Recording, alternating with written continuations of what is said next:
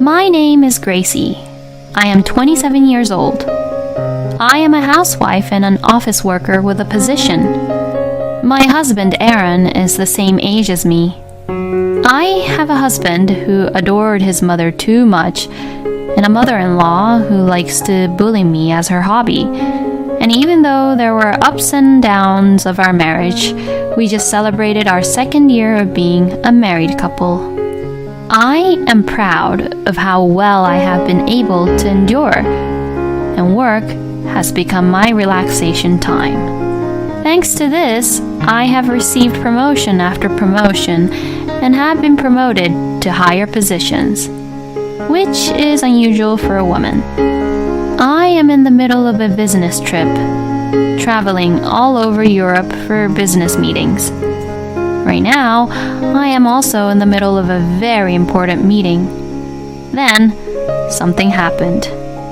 As soon as the meeting started, my phone, set to silent mode, started vibrating.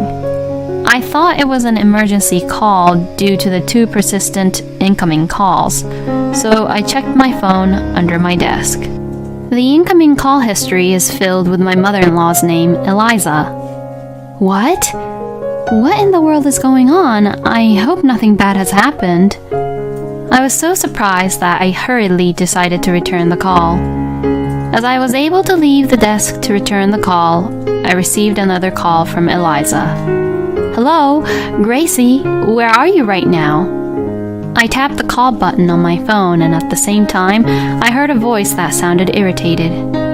Ugh, maybe I shouldn't have picked up this phone call, I muttered to myself. Hello, Eliza. How are you doing today? Is there something urgent? Why aren't you answering me? I just asked where you are, Gracie. I was annoyed by her arrogance as usual, but I was in the middle of an important meeting. I didn't want to prolong the call by talking back, so I asked, Sorry, didn't Aaron tell you? I'm in a meeting on a business trip. Can I call you back as soon as I finish? I replied softly. To which she replied, Of course, Aaron told me. What are you doing, leaving your house and husband alone? Come back home immediately. Such a sudden and unreasonable demand as usual. I'm sorry, Eliza. I am just in the middle of an important meeting and I can't just... Then she interrupted me and said, You're so bossy, even though you're just a wife of Aaron. I don't care for your reasoning. Just come back home at this instance.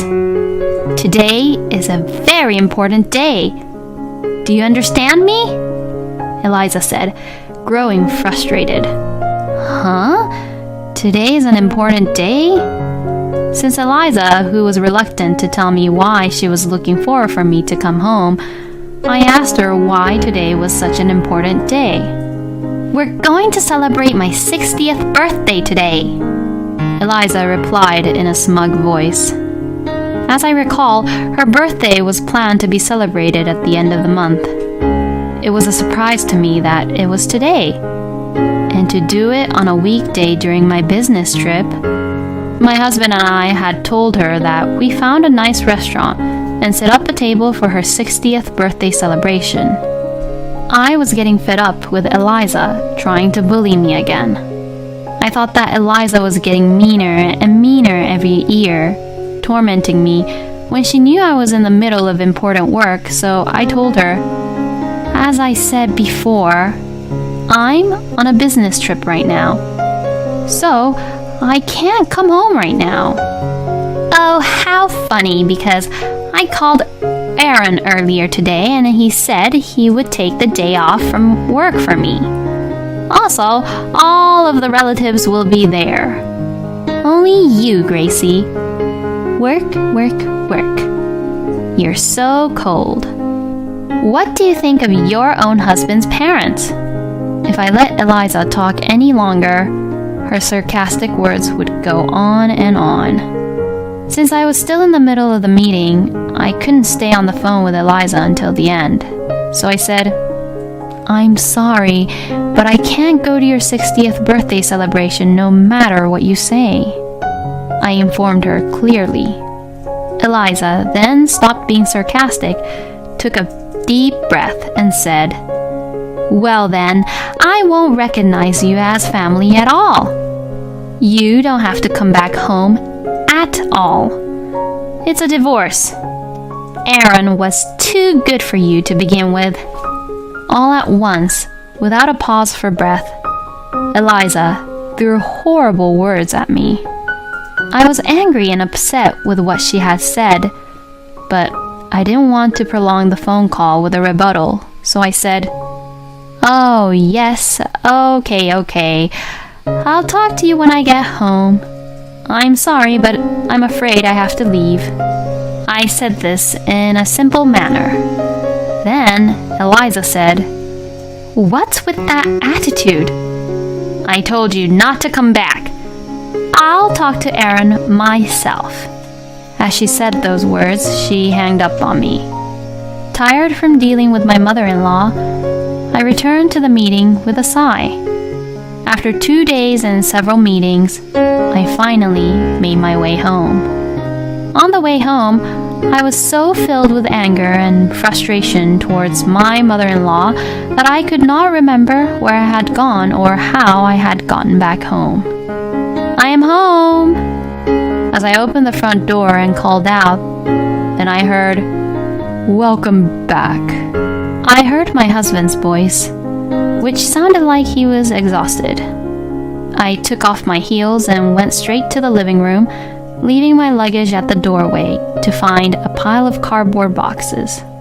Then I saw my sweaty husband duct taping the boxes. What's with the boxes?" When I asked him, Aaron told me that they were all of my belongings. From Aaron, I heard that Eliza had really held her 60th birthday celebration the day she called me without me. She told me that I, her daughter-in-law, had neglected Eliza's 60th birthday celebration, and that she had been treated arrogantly by me over the phone and so on. After that, she even told all of the relatives that she was going to make me get a divorce from Aaron and send me back to my parents' house because I was being a such cold wife who was not worthy of her son. Thinking that this sounded like something my mother-in-law would do, I asked Aaron, "And then what happened? So your mother told you to get a divorce and you agreed to it?" "No, I didn't exactly agree to it, but she told me to pack up your stuff and I didn't have any other choice but to do so. What can I do about it?" Aaron stopped putting duct tape on the boxes and answered in a slurred voice. "What? Does that mean you didn't argue with your mother? Does that mean that you're okay with the idea of getting the divorce?" Aaron said that his father Alex also told him, "If Eliza gets in a bad mood, I'll have a hard time, so you better listen to what she has to say." So he readily accepted the divorce. What in the world is he doing accepting the divorce so easily? What is it with Aaron's family? A father who is controlled by his wife and a son who adores and obeys his mother. No one seems to want to take my side. When I was dumbfounded and silent, he said, "What my mother says is absolute. It's just until my mother's mood is back to normal and things cool down. Yes, it's just a sham. This divorce is a sham. I'll come for you when things cool down." He pleaded me with begging eyes. I want Aaron to use that eyes to his own mother. How is it that a big man like Aaron is so seriously afraid of his mother? Oh my gosh, there's no way in saving you. I almost felt self-loathing, wondering what was so good about this person that I had married him. But then I thought, wait a minute, maybe this is a good chance for me. To think about it, even if I stayed with Aaron, Eliza would just continue to torment me and always corner me into getting a divorce from Aaron. Then maybe I was very lucky to get a divorce from Aaron without much of trouble. And I have enough income to support one husband. Even if I have to live alone, I won't be lacking in anything. In an instant, I felt as if a fog cleared away in front of my eyes metaphorically. To Aaron, I said, "Fine. Then yes, let's get a divorce." As soon as I told Aaron that, I called Eliza. After 3 calls, "Hello?" Eliza answered, so I replied, "As you wish, we are getting a divorce," I told her quietly. Eliza, sounding as if she had been waiting for me, replied in a triumphant, bouncy voice, "Yes, please, please go away. Get out of Aaron's house. You finally figured out that you're not good enough for Aaron, didn't you?" Ah, I am so relieved. Don't worry, I'll find Aaron an obedient, pretty, and parent-friendly wife this time. I'm sure Aaron will be in great demand. That's right. I'll take care of my son until he finds his next wife, so don't worry about that either. After finishing all the sarcasm she could think of, as if for the last time, I said to Eliza, "Well, don't misunderstand me, Mother," I casually advised her. Eliza, who was in a good mood no matter what, said, "Well, aren't you a sore loser?" "Well, don't mind me."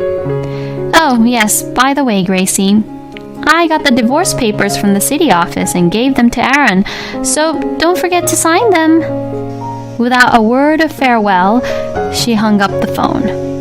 Aaron, who was listening to the conversation with Eliza, looked relieved. Is Aaron stupid? By the way, honey, does your mother know that you are a full-time house husband? When I asked Aaron, he replied, "How can I tell her that? My mother lives for the fact that I'm a member of the elite and work for a major company." He talked back to me with strong tone. Oh, that's right. Come to think of it, there were hints that he never told the truth to Eliza. Aaron always wears a shabby sweatshirt at home, but when he goes out to meet Eliza, Aaron goes out of his way to change into a suit. And during the day, he pretends that he is not at home when Eliza calls, giving her impression that Aaron is at work. Eliza said at her 60th birthday celebration that Aaron is a kind son who takes time off from work just to attend her 60th birthday celebration, and that if it was his status, he would find a more obedient and prettier wife than me in no time. I am sure that such things will naturally come to light once we get divorced, but to Eliza, who thinks her son is omniscient and smart, Aaron will never dare to say anything that he would disappoint her in the future. I don't think Eliza would have the faintest idea that her elite son quit his job at the major company. In fact, Aaron had quit his job about a year ago. Her elite son, who was a status symbol to Eliza, was now truly unemployed and a full-time house husband. Aaron quit his job because he made a big mistake that resulted in a written apology and a demotion and a pay cut. He probably didn't tell his mother about that incident, though. It seems that Aaron was quite shocked to have fallen off the smooth-sailing elite road. Since Eliza pampered and spoiled Aaron, he was very weak and sensitive. When Aaron had to write his report on the mistakes he made, he felt palpitations and nausea just trying to go to the office, and he couldn't even leave the house, let alone go to work. At first, Aaron called in to report absences and applied for paid holidays, but eventually he stopped calling in and the number of unauthorized absence increased, and then he got fired from his job. Now, it seems that Aaron has no intention of finding another job, and he was depending heavily on my income. Aaron is still unable to tell Eliza this fact because he knew that Eliza will be very much angry and upset with him if he told her. I am a little disappointed that I can't see how Eliza will react when she finds out about the situation after I leave. I'm sure she will probably be shocked to the point of having a stroke though. However, it's not my problem anymore. Aaron told me, "This is just a cover to convince my mother, okay?" He handed me the divorce papers, which I submitted immediately. Then I signed a contract for my new apartment and moved in as soon as possible. 1 month later, I received a phone call from my ex-mother-in-law, Eliza, whom I thought I had cut ties with. I wondered what she wanted to see me about now, but I answered, "What do you want from me now? Aren't you glad that you got rid of me?" As I answered sarcastically, she replied, "Well, you're still the same. Just listen to me." Eliza began to talk to me in the same tone as usual. It was about Aaron. After I left from the divorce, Eliza went to Aaron's apartment several times to do household chores, but whenever she went there, Aaron was just there hanging around in his room. There is no sign of him going to work. It didn't look like he was sick, so she asked me if I had any idea what was going on. I suppressed the urge to burst out laughing and replied, I see." I replied nonchalantly, "Well, of course he's like that. Because Aaron has no intention of working at all ever again." As if Eliza had forgotten that she was the one who had kicked me out, she asked, "Gracie, can you do something about it?" "Why should I? You didn't want me to be in your family and wanted nothing to do with me." She was so selfish to ask me for something only when it suits her, after having mistreated me for a very long time. Then she said, "Well, I was wondering if you said something to hurt Aaron before you left." I wondered how much she wanted me as the bad guy. Does this person not think that there's a problem with her son and not me? I'm the one who was hurt, you know. "Oh, really? You only married Aaron because you could live a luxurious life with him, right? So what is so hurtful about getting divorced?" Eliza looked at me as if I had married Aaron for his money. She should quit sleep talking. Huh? You must be joking me. I was the one who supported Aaron financially during our marriage. I was the one who provided for you. To tell you the truth, I couldn't afford to live extravagantly because of Aaron. I was fine with the divorce, but shall I file Aaron for alimony? Eliza couldn't believe what I said and said, "How dare you? Making up something like that. Gracie, you just forgot to ask for the alimony, didn't you? Aaron has a higher income and position than you. Don't be so unreasonable.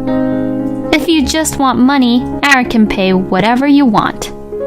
After all, Aaron is a super elite working for the major company." Eliza replied back with a crazy argument. Maybe Aaron hasn't told Eliza the truth yet.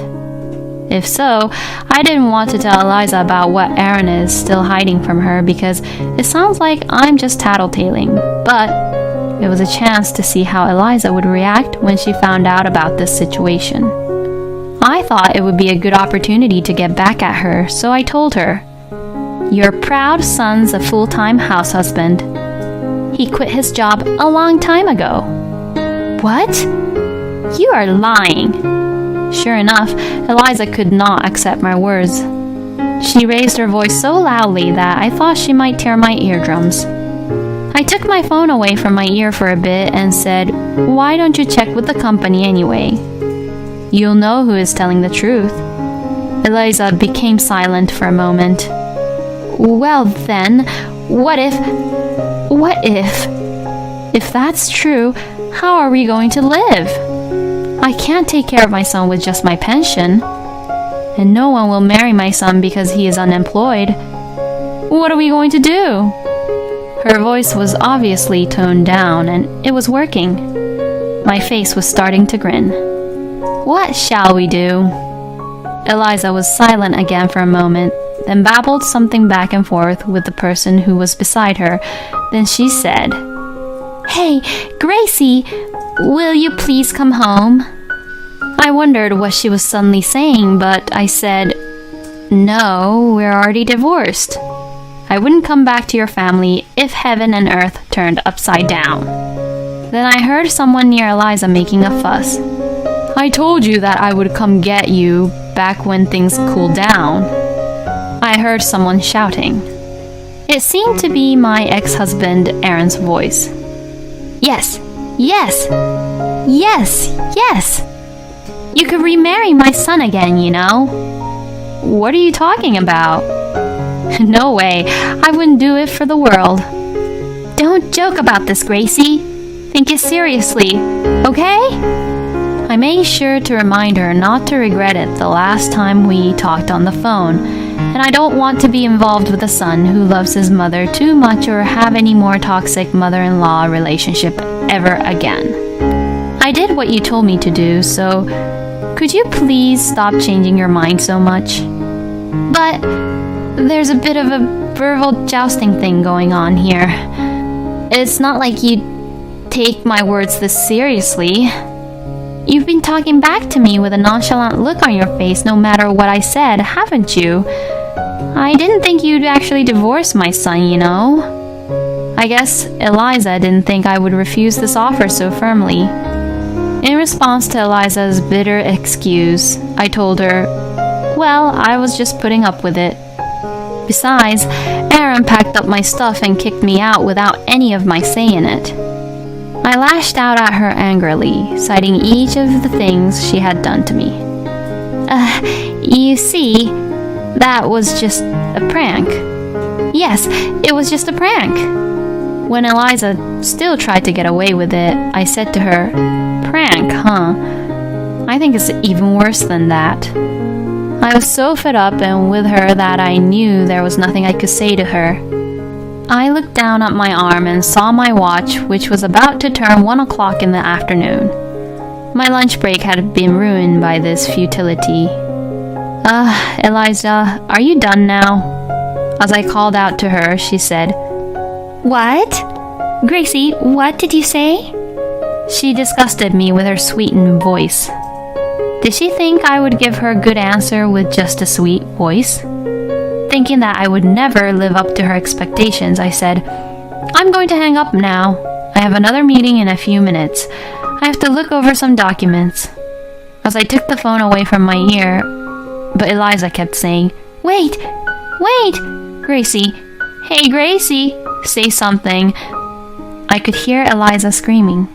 She also said, "Aaron, you didn't do it right, and this is what happened," and started to scold my ex-husband. In the end, Eliza probably blames others for everything that doesn't go her way. It made me sick just listening to her, so I mercilessly tapped the end call button and blocked her number. After that, "I want to come back to get you." Aaron contacted me like that. Since he was too persistent and it was a good opportunity, I asked my lawyer to compensate him for alimony. Aaron's family was maybe weak to lawyers, because they immediately paid the alimony in a lump sum. It seems that the money was advanced by my ex-parents-in-law.